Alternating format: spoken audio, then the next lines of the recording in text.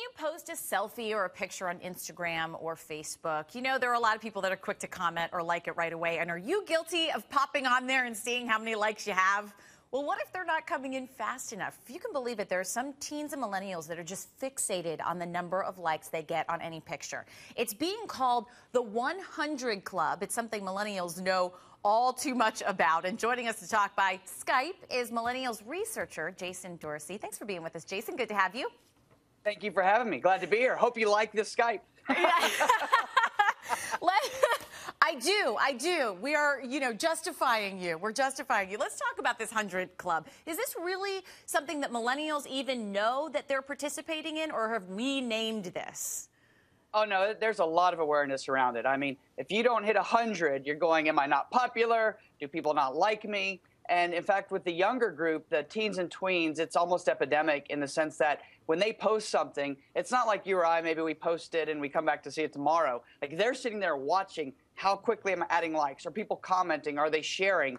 To the point where it's essentially the new bullying even, that if you don't get it fast enough, that's almost a type of bullying now. So there's a lot of emphasis, and we think too much emphasis on this 100 Club. And the sad thing is, it's kind of become the new cafeteria, if you will. You're sitting by yourself if you're not getting 100 likes. That's really sad. You know, I guess when I was growing up, it was sort of like how many people signed your yearbook. Maybe that would sort of be something similar. But this I've heard about printed yearbooks before. Yeah. Do they still do printed yearbooks? This makes me feel old. But, it's sort of sad because it makes you understand why you see these millennials attached to their phones, staring at it constantly at dinners together, not talking. What kind of effect does that have, do you see, on social skills? Well, it increases two things. One is anxiety, in the sense that now we're constantly nervous. Did we miss anything? Who liked me? Who didn't like me? That's a big deal.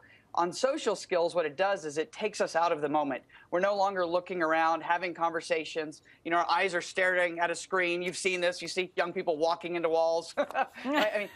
And so it can affect jobs. It can affect your relationship with your parents. It certainly can affect how you learn, because you literally don't look up. And I'm sure you've seen this, right? I mean, you see this. You go out to lunch now and you see all these young people staring at their phones, even though they're directly across from somebody. So what we see is a real delay now in development of some of these interpersonal skills. And while that may not seem a big deal at 16, it's a huge deal when you're 24 and 25 and can't have a job interview, because you can't look them in the face. Well, and it's interesting because for someone like me, I use a lot of Facebook for work, and I'll notice if something doesn't get as many likes as the other, it helps me gauge what people are interested in, what stories are they fascinated in.